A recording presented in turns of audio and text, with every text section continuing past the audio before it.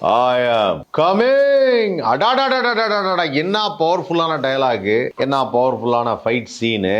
பகவந்த் கேசரி அப்படிங்கிற படம். அந்த கேசரியை மறுபடியும் ரவை வாங்கி மறுபடியும் வந்து கொஞ்சம் முந்திரி பருப்பு பிஸ்தா பருப்பு எல்லாம் போட்டு கிண்டுன்னு அடடே, நம்ம ஆதித்யா சேனல் அர்த்த பழசான ஜோக்கு ஆதவனே. இங்க வாங்க.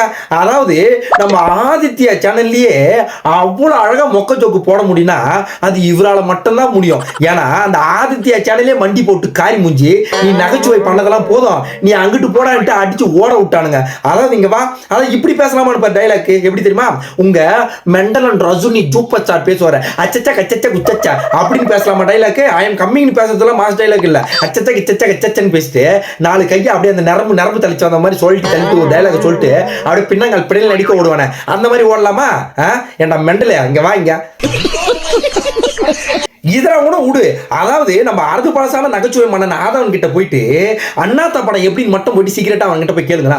அண்ணாத்த படம் அப்படியே அலற விட்டுருப்பாரு நம்ம தலைவர்னு, நம்ம கதையிலே கம்பி எடுத்து கண்டபடி சுத்துவான். டே மெண்டலையா, இங்க வாங்க. என்ன நீ மெண்டல் கணக்கா மேம்படுத்தப்பட்ட மெண்டல் கணக்கா போட்டு அணைத்து தள்ளிக்கிட்டு இருக்க?